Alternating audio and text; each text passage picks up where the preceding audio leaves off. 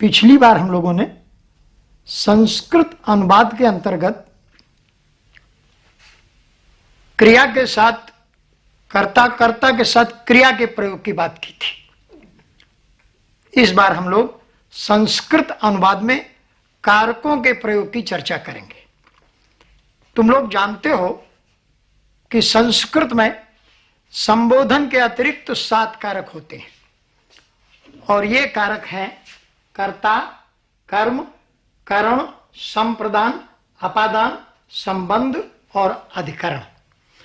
इन कारकों के चिन्ह होते हैं। कर्ता का चिन्ह ने है, कर्म का को है, करण से द्वारा साथ, संप्रदान का चिन्ह है के लिए, अपादान का चिन्ह है से, संबंध का चिन्ह है का, की, के, रा, री, रे, अधिकरण का चिन्ह है में, पर और संबोधन में हे, हो, अरे जैसे चिन्हों का प्रयोग करते हैं। अब रही बात विभक्ति की, तो कर्ता की विभक्ति प्रथमा है, कर्म की विभक्ति द्वितीया है, करण की विभक्ति तृतीया है, संप्रदान के लिए चतुर्थी कहा जाता है, अपादान पंचमी विभक्ति में है, संबंध षष्ठी, अधिकरण सप्तमी और संबोधन प्रथमा का ही एक रूप है। हम लोग देखेंगे कि संस्कृत अनुवाद में इन कारकों का प्रयोग कैसे होता है। अनुवाद करते समय अगर हम ये कह रहे हैं मैं राम को देखता हूं, तो राम के साथ जो को चिन्ह आया है, आपने देखा ये कर्म कारक का चिन्ह है को और इसकी विभक्ति है द्वितीया। तो अब राम जब शब्द हम पढ़ेंगे तो राम के कुछ रूप बनते हैं अलग अलग विभक्तियों में। वो ये रूप हैं, प्रथमा में राम के एक वचन, द्विवचन और बहुवचन में रूप बनेंगे रामः रामौ रामाः, द्वितीया में रामम रामौ रामान, तृतीया में रामेण रामाभ्याम रामैः, चतुर्थी में रामाय रामाभ्याम रामेभ्यः, पंचमी में रामात् रामाभ्याम रामेभ्यः, षष्ठी में रामस्य रामयोः रामाणाम, सप्तमी में रामे रामयोः रामेषु और संबोधन में हे राम, हे रामौ, हे रामा। आपने देखा कि अगर हम ये कह रहे हैं मैं राम को देखता हूं,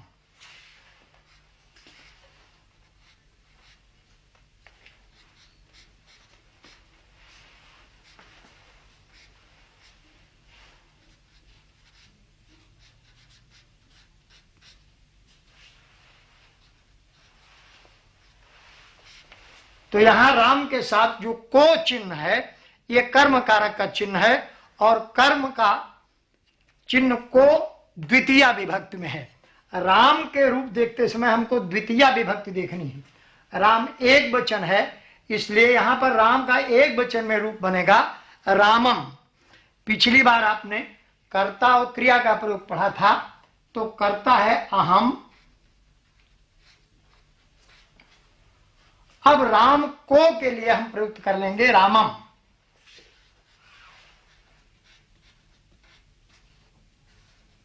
और देखता हूं कि पिछली बार आप पढ़ चुके हैं, उसके अनुसार होगा पश्यामि।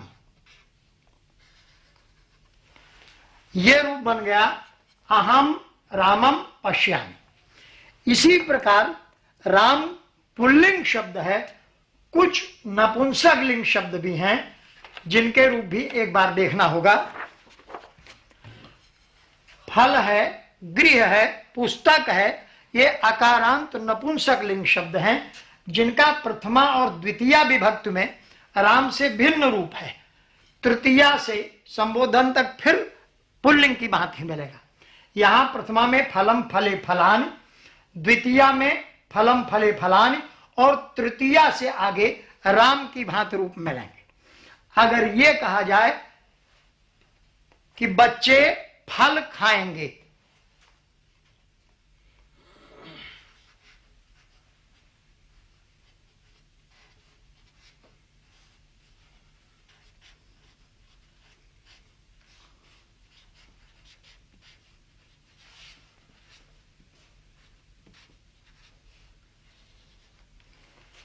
तो फल खाएंगे का अभिप्राय फलों को खाएंगे। बहुत से बच्चे हैं तो बहुत से फल हो, फलों को खाएंगे। तो यहां पर को चिन्ह कर्म का है और इस कर्म के बहुवचन में रूप बनेंगे फल के फलानि। तो जो बच्चे शिशु हैं, शिशवा बहुवचन में,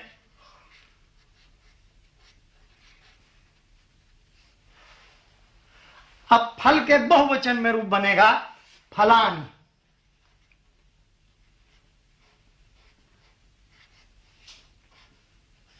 और खाएंगे भविष्यत काल में, पिछली बार पढ़ चुके हो, उसके अनुसार शिशु शिशु शिशवा रूप बनेगा तो खादिष्यति खादिष्यतः खादिष्यन्ति।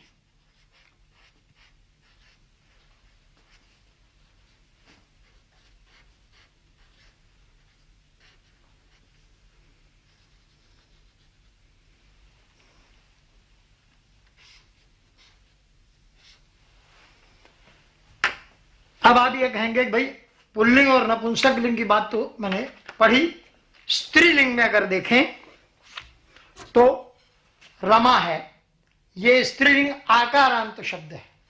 इसके रूप रमा रमे रमा, रमाम रमे रमा, रमया रमाभ्याम रमाभि, रमायै रमाभ्याम रमाभ्य, रमाया रमाभ्याम रमाभ्य, रमाया रमया रमयो रमाम, रमायाम रमयो रमासु, हे रमे हे रमे हे रमा। अब अगर ये पूछा जाता है मोहन सीता के लिए पत्र लिखता है, अब यहां देखिए सीता के लिए और के लिए अभी आपने पढ़ा संप्रदान कारक का चिन्ह है जिसकी विभक्ति है चतुर्थी। अब देखना है सीता का चतुर्थी में रूप क्या होता है। सीता आकारांत स्त्रीलिंग शब्द है, इसलिए सीता के रूप रमा की तरह चलेंगे और चतुर्थी में रमा का रूप बनता है रमायै, इसलिए सीता का रूप बनेगा सीतायै।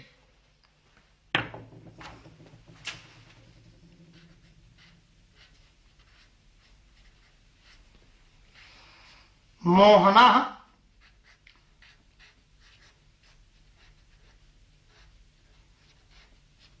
सीतायै। अब पत्र लिखता है, अभिप्राय पत्र को लिखता है, पत्र के रूप फल की भांति चलेंगे। फल भी आपने देखा, फलम फले फलानि, फलम फले फलानि।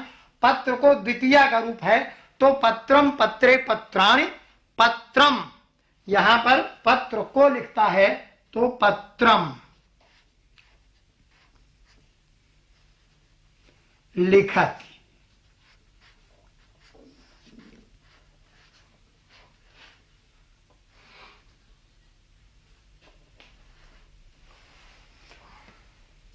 अब इसी प्रकार तुम लोगों ने देखा कि अकारांत पुल्लिंग, अकारांत नपुंसक लिंग और आकारांत स्त्रीलिंग रूपों में अलग अलग कारकों में अलग अलग प्रयोग होते हैं।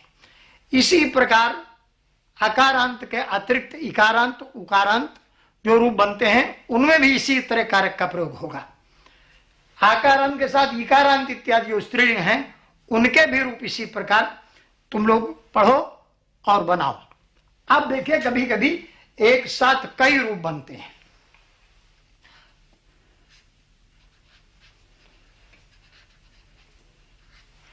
लड़के मैदान में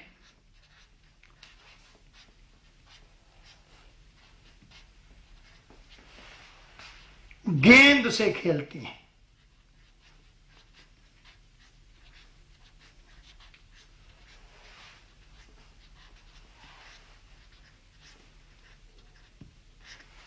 तो लड़के बहुवचन है, इसलिए राम की भांति रामा रामौ रामा, बालका बालकौ बालका रूप चलाइए।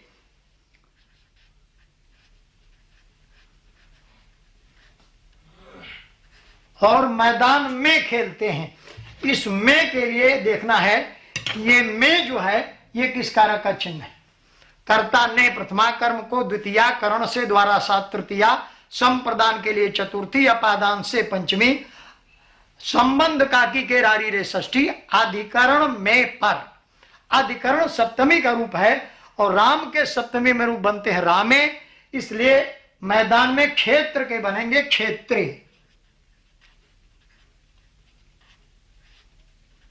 अब गेंद से खेलते हैं तो गेंद के द्वारा खेल रहे हैं, गेंद से खेल रहे हैं। कर्ता ने प्रथमा, कर्म को द्वितीया, करण से द्वारा, तो अब गेंद कंदुक के तृतीया में रूप चलाएंगे। रामा रामौ रामा, रामम रामौ रामान, रामेण कंदुकेन।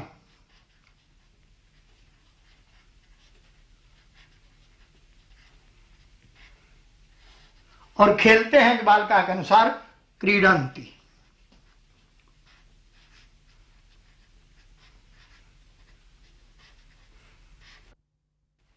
अब तुम लोगों ने देखा कि कर्ता के साथ क्रिया तो पढ़ा था, आज तुम लोगों ने अलग अलग कारकों का प्रयोग सीखा है। अगली बार जब हम लोग मिलेंगे तो सर्वनाम और विशेषण कैसे प्रयुक्त होते हैं अनुवाद में, इसकी चर्चा करेंगे।